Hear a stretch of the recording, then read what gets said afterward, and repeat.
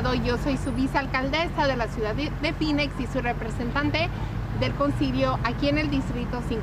Estamos aquí en el Distrito 5 y queremos hablar con ustedes de algo increíblemente importante, y eso es lo del censo.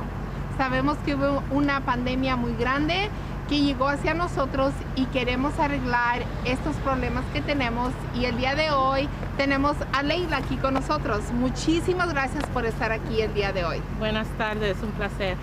Y teníamos algunas preguntas. Yo sé que los televidentes tienen muchas preguntas cuando se pertiene lo del censo. ¿Qué es el censo y quién puede participar? El censo es un proceso de contar a todas las personas que viven en los Estados Unidos. Eso ocurre una vez cada 10 años.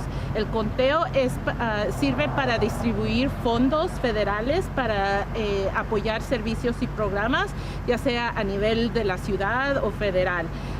Y todos deben de participar. Es basado a si usted está viviendo en los Estados Unidos, no está basado en su estatus migratorio.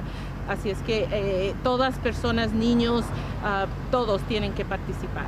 Y platícanos un poquito, porque no quiero hablar tanto de lo federal, al nivel de la ciudad, lo que tú y yo tenemos control. ¿Cuáles son los programas que se beneficiarían si tenemos un buen conteo de cuánta gente vive en la ciudad de Phoenix, por decir?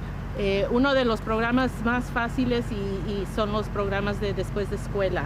La ciudad maneja varios programas en diferentes distritos a través de la ciudad, y esos serían uno de los programas que más beneficiarían. También los programas de bibliotecas. Hay los libros para poder chequear y leerlos en su casa, pero también los programas que las bibliotecas tienen para los niños pequeños. Las mejoras de las calles. Todo eso viene basado al conteo, porque así es como se distribuye ese dinero federal que es específicamente para esos usos. Así es que esos son uno de los programas. ¿Y quién más obtendría esta información? La información es completamente confidencial. Se comparte con el Departamento del Censo, pero ese departamento no tiene el permiso de compartir esa información con ninguna otra oficina gubernamental o privada. Es solo para el Departamento del Censo, y esa información se distribuye a forma estadística a través de la ciudad. No se puede identificar la información a una casa por sí.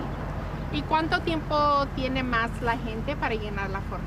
El formulario del censo tienen desde el 12 de marzo que empezó el censo hasta el 31 de octubre para llenarlo. Pero le pedimos a las personas que no esperen hasta entonces.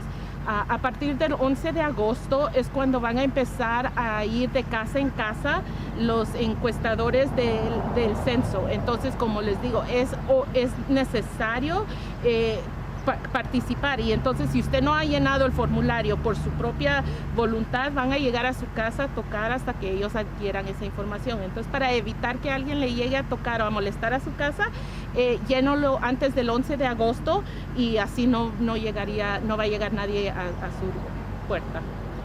¿Y cuántos minutos toma? ¿Cuánto tiempo toma? ¿Qué papeles necesito para llenar este formulario? El censo es sumamente fácil. Es más o menos 9 preguntas. Un cabezal de la casa se tiene que identificar, que llene el formulario para todos en las casas y asegurarse que incluya a todos. A veces en las familias latinas tenemos a nuestra abuela o tía abuela o a nuestro amigo que recién ha venido y está viviendo con nosotros. Todas las personas tienen que ser contadas en un formulario, no es por familia, sino es por hogar. Entonces, todas las personas, y las 9 preguntas le preguntan cuántas personas viven ahí, los nombres, las edades de las personas y la raza y la etnicidad de la persona. Bueno, muchísimas gracias por estar con nosotros aquí el día de hoy. Ya la escucharon, toma 9 minutos hacer el formulario. Un adulto en la casa puede llenar el formulario para la familia. Es totalmente confidencial y hay que contar a nuestros niños. Y muchas gracias una vez más por estar con nosotros.